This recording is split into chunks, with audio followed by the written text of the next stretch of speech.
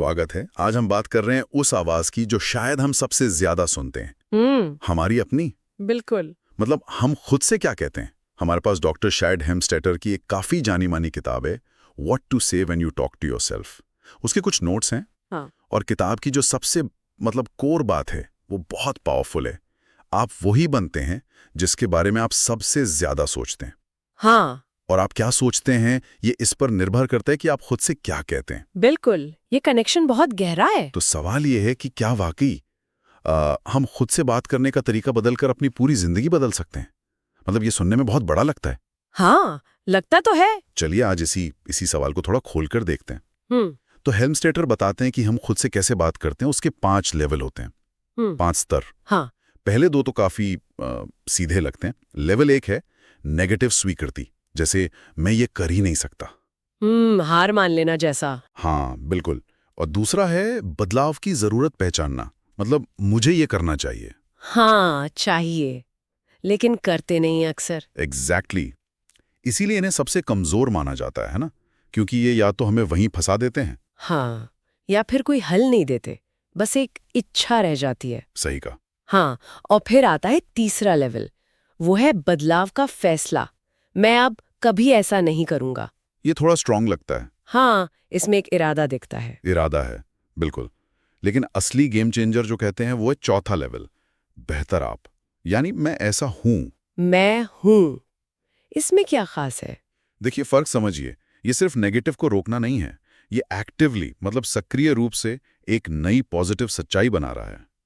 जैसे कि वो बात, वो पहचान पहले से ही सच हो, आप वर्तमान में जी रहे हैं उसे। अच्छा, जैसे भविष्य को वर्तमान में ले आना। हाँ, एक तरह से। और 5वां लेवल तो और भी बड़ा है, सार्वभौमिक पुष्टि। जैसे मुझ में वो सब कुछ है जो मुझे चाहिए। ये बहुत व्यापक सोच है। ओके। लेकिन क्या सिर्फ मैं हूं कहने से बदलाव आ जाता है? मतलब सुनने में ये थोड़ा ज्यादा ही आसान नहीं लगता? इसके पीछे क्या चल रहा होता है असल में? नहीं, ये सिर्फ विशफुल थिंकिंग नहीं है। हेल्मस्टेटर इसके पीछे व्यवहार मनोविज्ञान का जिक्र करते हैं। अच्छा। हाँ, बात है दोहराव की, रिपीटिशन।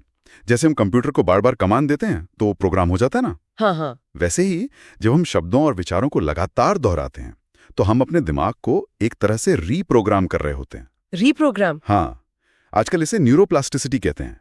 मतलब हमारा दिमाग फिक्स नहीं है, वो बदल सकता है, वायरिंग बदल सकती है। ओके, तो जब हम बार बार पॉजिटिव वाक्य दोहराते हैं तो हम सचमुच में दिमाग में नए रास्ते बना रहे होते हैं, नए न्यूरल पाथवेज।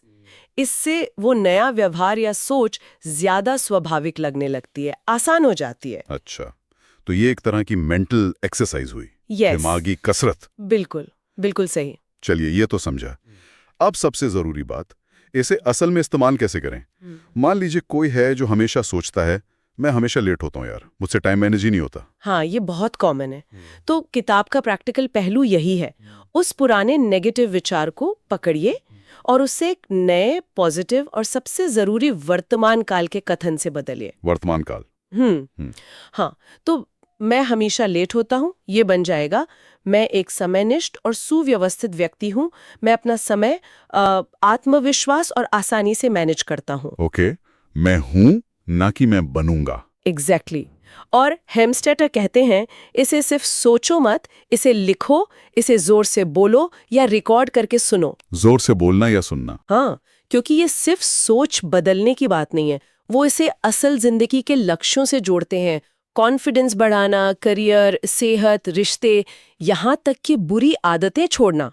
देखिए, सोच में ताकत होती है, पर बोले गए शब्द उनमें शायद और भी ज्यादा असर होता है, वो ज्यादा ठोस महसूस होते हैं। सुनने में तो बहुत पावरफुल लग रहा है, पर क्या ये वाकई इतना सीधा है?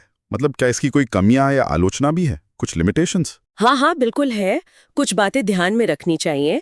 जैसे कुछ लोगों को ये किताब थोड़ी दोहरावदार लग सकती है, रेपिटेटिव। अच्छा। और शायद इसमें बहुत गहरी साइंटिफिक रिसर्च या कोट्स की थोड़ी कमी लगे कुछ पढ़ने वालों को। ओके। और ये भी समझना जरूरी है कि देखिए, अगर कोई गंभीर मनोवैज्ञानिक समस्या है तो ये उसका हल नहीं है।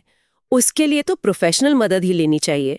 इसे कोई जादू की छड़ी नहीं समझना चाहिए। सही बात है। लेकिन हाँ, इसकी सबसे बड़ी खूबी इसकी सादगी है, प्रैक्टिकल है और स्ट्रक्चर बहुत क्लियर है, आसानी से समझ आ जाता है कि करना क्या है। तो मतलब ये एक अच्छा शुरुआती पॉइंट हो सकता है, अपनी सोच को एक दिशा देने का तरीका। लेकिन गहरे मुद्दों के लिए एक्सपर्ट हेल्प की जगह नहीं ले सकता। बिल्कुल सही कहा आपने, बिल्कुल।